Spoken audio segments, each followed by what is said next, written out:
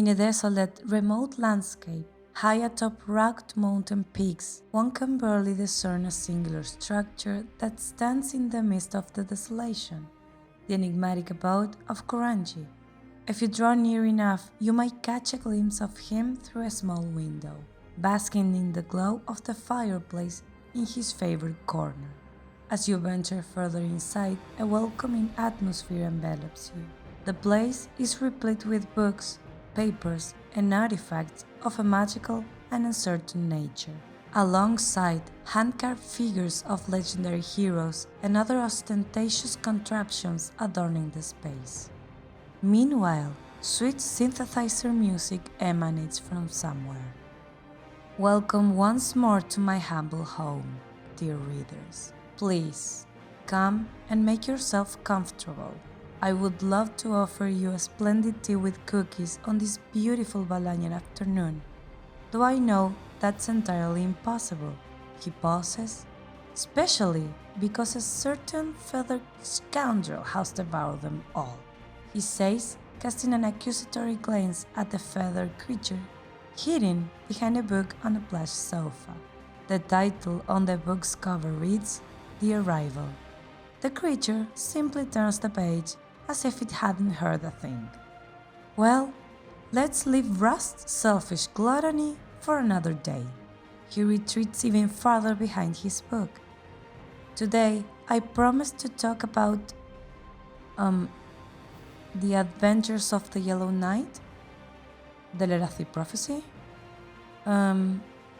Kurangi rubs his chin as he tries to remember. Rust clears his throat and peers cynically from the edge of his enormous book. The History of Valannia? You still have that book on the table. Oh, of course, I was just about to say that. Sure, he says before immersing himself in his reading again. You go on with your book, only lending an ear when you choose to. Kurangi retorts with irritation before regaining composure.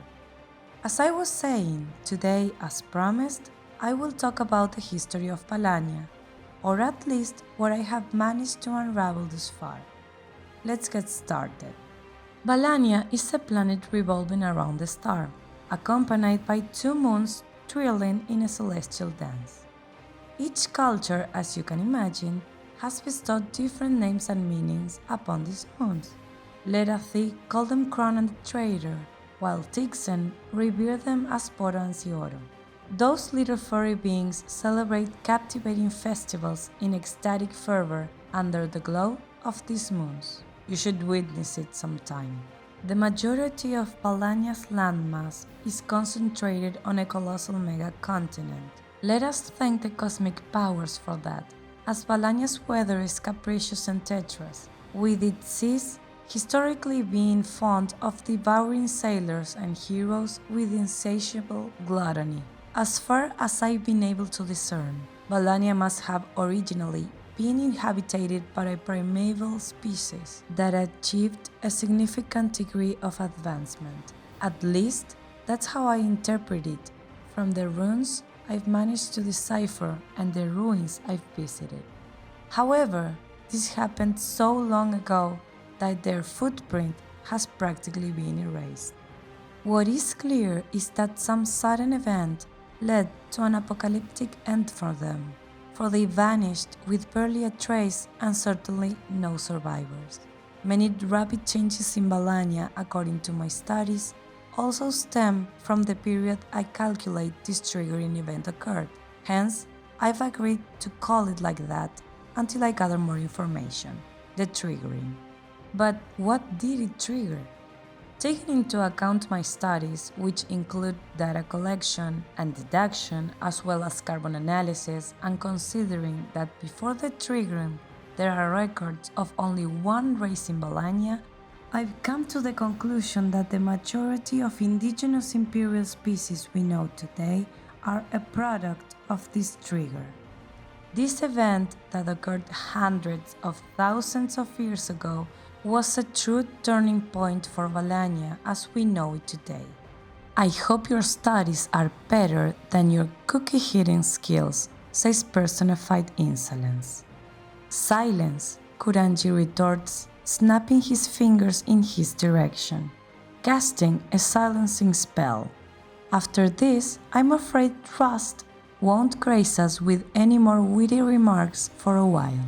Whatever happened, Kurangi continues, unleashed the radioactive power of the Valannium present on the planet, causing a global evolutive acceleration, giving rise to an unprecedented proliferation of fauna and flora. I suspect Altari, Tixen, Glorb, Lerathi, and Period are the result of this acceleration brought about by the trigger. Faerun were created by the Period, and the Xanthars and humans wouldn't arrive for millennia. This is another matter that has kept me awake many nights. There is no evidence that any civilization visited Valannia before the trigger, and yet, since then, up to 3 different ones have, and none have been able to depart for one reason or another. I can't help but wonder if this is merely a coincidence, or if forces I still can't comprehend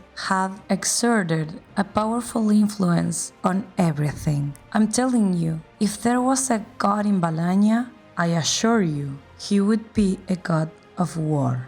This simultaneous rise of various civilizations was the perfect breeding ground for an unending struggle for supremacy and control of the territory and its resources, resulting in long periods of warfare and a socio-political and technological development aimed in that direction, a dispute that persists to this day. In Valannia, there is an abundance of valuable resources, but among them all, one stands out as magical and sacred to all, and that's Valannium. Valannium is a blue crystallized element that can be found throughout Valannia. In some places, it is more concentrated than in others, and the empires of Valannia have utilized it since time immemorial for its magical properties, its effectiveness as an energy source, and consequently as a symbol of power and wealth.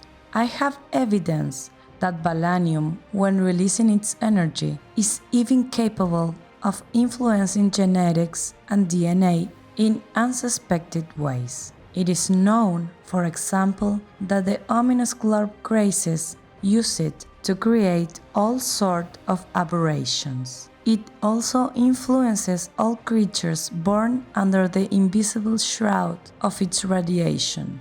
Many humans, for instance, have begun to be born with deformities and/or supernatural powers, from albinism or blindness to mutations, superhuman strength, or psychic abilities.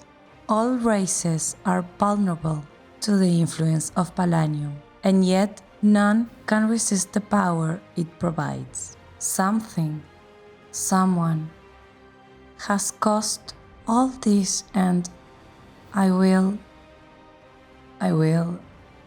find out. The book falls to the ground as Kurangi has fallen prey to sleep. It has been left open by an illustration, and if we get closer, we can make out the representation of a large statue found in the very center of Valannia. The mere sight of it makes the heart shrink. In the early hours, Hama, the third element in Discord, emerges down the hallway with a box full of odds and ends, finding Kurangi and Rust asleep in their chairs as usual. An idea pops into her head. The perfect crime, she thinks. She stealthily makes her way to the kitchen and pounds on the cookie jar like a relentless predator on a helpless prey, only to discover that there is not one left. Rust is lucky that looks can't kill.